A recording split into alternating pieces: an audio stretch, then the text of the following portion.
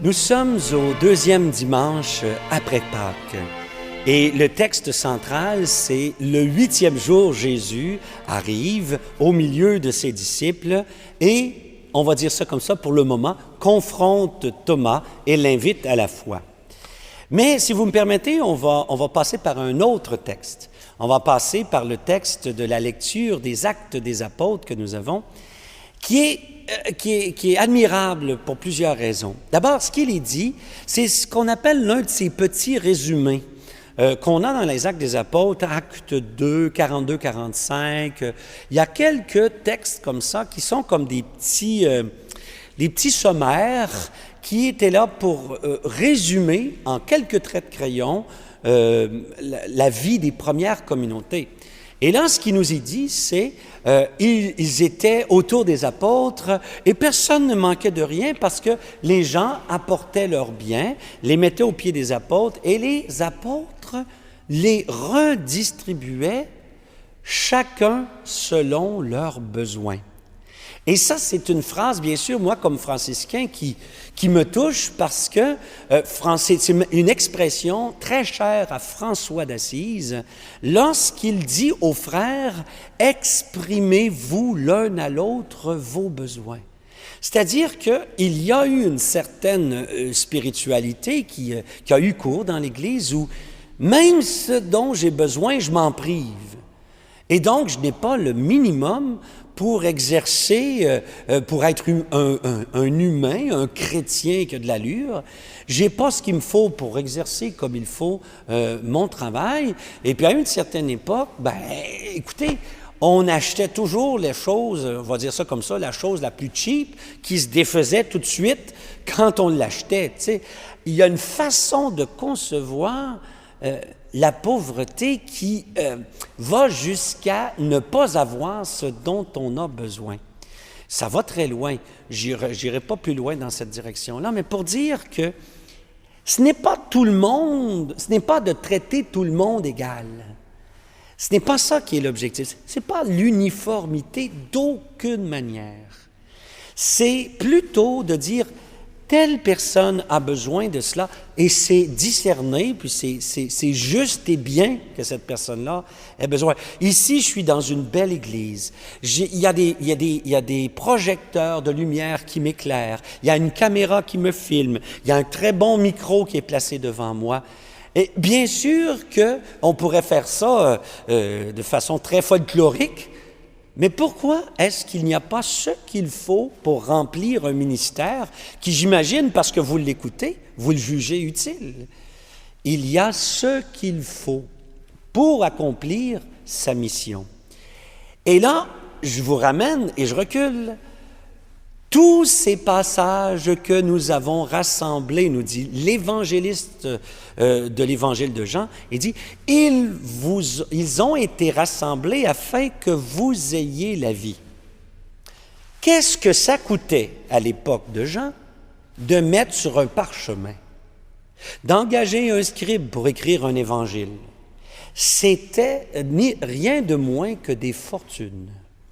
Car le scribe est un professionnel de l'écriture. Le support sur lequel il écrivait, c'était des parchemins, soit d'agneau, parce que la Terre Sainte, c'était surtout de l'agneau, mais dans d'autres régions du monde, c'était du papyrus qu'il fallait travailler soigneusement. Le support sur lequel on écrivait était, à l'époque, extrêmement coûteux.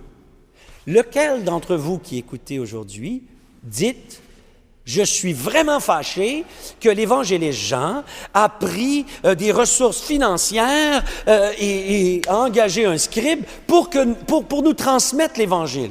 Qui, dans son esprit, va dire ça?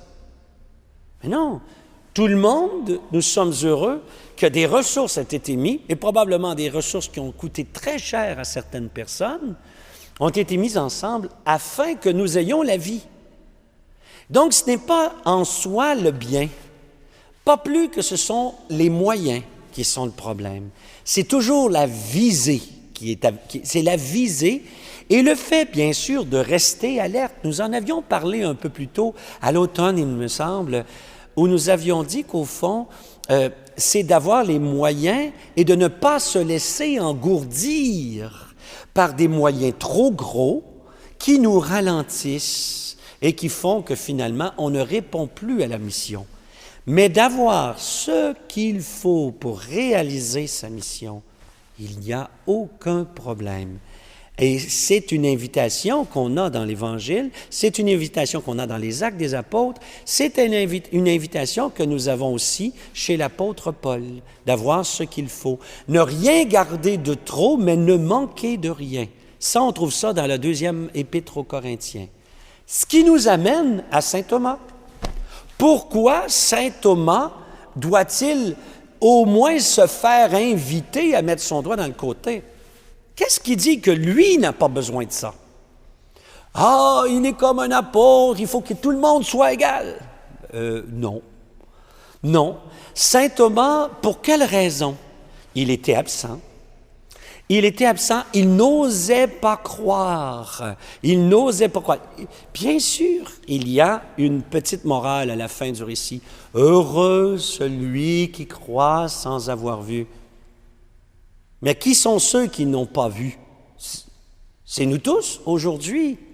C'est nous tous. Donc, est-ce que la petite phrase à la fin, c'est pour faire un reproche à Thomas, ou si c'est une invitation à nous tous qui sommes aujourd'hui appelés à être croyants sans avoir vu, comme l'ont fait les apôtres, sans avoir eu ce contact privilégié de Jésus après la résurrection? Et j'attire votre attention sur une chose, peut-être qui vous a échappé. On dit souvent que Thomas a mis la main dans le côté, qu'il a mis le doigt dans le trou des marques. Or, le texte biblique ne dit pas cela. Jésus dit « avance ta main, mets ton doigt », mais il lui dit surtout « viens et sois croyant ». Et ce que j'aime dire, au fond, c'est que le texte, c'est même pas important de savoir si Thomas a avancé ou pas. Il a répondu à l'invitation d'être croyant en faisant la plus belle profession de foi des évangiles. Mon Seigneur et mon Dieu. Cherchez-en pas ailleurs. À la limite, je vous dirais, bien sûr, la profession de foi de Pierre, tu es le Christ, le Fils de Dieu, ben, elle est bonne, elle est très bien, mais il n'y a aucune autre profession de foi qui équivaut en contenu, celle de Thomas. Mon Seigneur et mon Dieu. Dire ça au ressuscité, c'est exceptionnel.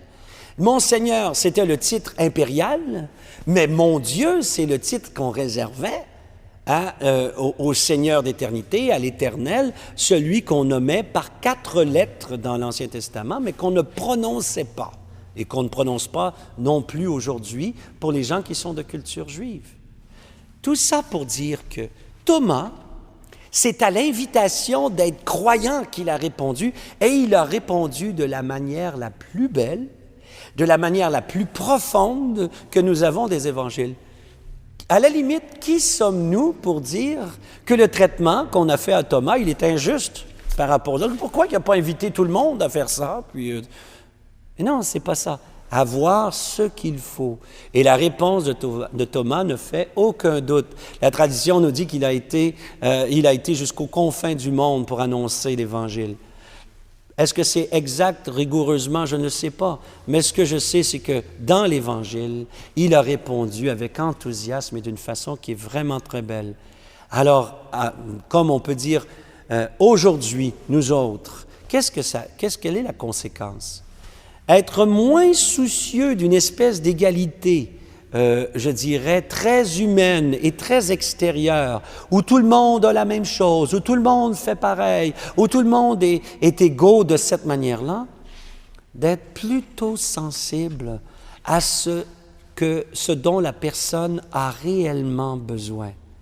Réellement besoin, bien sûr, en biens extérieurs, mais probablement que ce dont chaque personne a vraiment besoin, c'est une invitation à la relation qui est belle, qui est profonde, qui est généreuse. C'est que la personne puisse sortir d'elle-même pour aller à la rencontre de l'autre. Ça, je pense que ça correspond au cœur humain. C'est ce qui nous habite au plus profond. Une relation avec les autres, frères et sœurs, mais une relation avec le Père, avec Dieu. Alors, d'être rétabli dans la relation va faire que la personne sera plus généreuse encore si on a été attentif à ce qui est son besoin réel. Frères et sœurs, tournons-nous vers les autres avec une écoute profonde et ajustée, afin que notre réponse à nous par rapport à l'autre soit ajustée aussi, et profonde, et interpellante et invitante. Moi, je dis souvent que ma seule fonction, c'est d'attirer les gens à Dieu. Je le fais imparfaitement, mais c'est ma seule fonction par ma vie de franciscain, puis ma vie de prêtre. Alors que le Seigneur nous fasse la grâce de faire ça avec justesse et en étant très attentif aux besoins de chacun selon ses besoins. Amen. C'était après la mort de Jésus, le soir du premier jour de la semaine. Les disciples avaient verrouillé les portes du lieu où ils étaient, car ils avaient peur des Juifs. Jésus vint, et il était là, au milieu d'eux. « La paix soit avec vous. » Après cette parole, il leur montra ses mains et son côté. Les disciples furent remplis de joie en voyant le Seigneur. « La paix soit avec vous.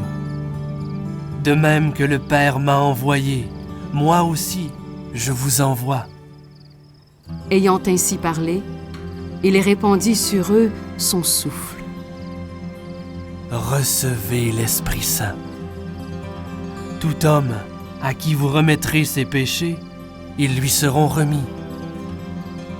Tout homme à qui vous maintiendrez ses péchés, ils lui seront maintenus. Or l'un des 12, Thomas, surnommé Didyme, et dont le nom signifie « jumeau », n'était pas avec eux quand Jésus était venu. Les autres disciples lui disaient « Thomas, nous avons vu le Seigneur. Nous l'avons touché et vu ses blessures.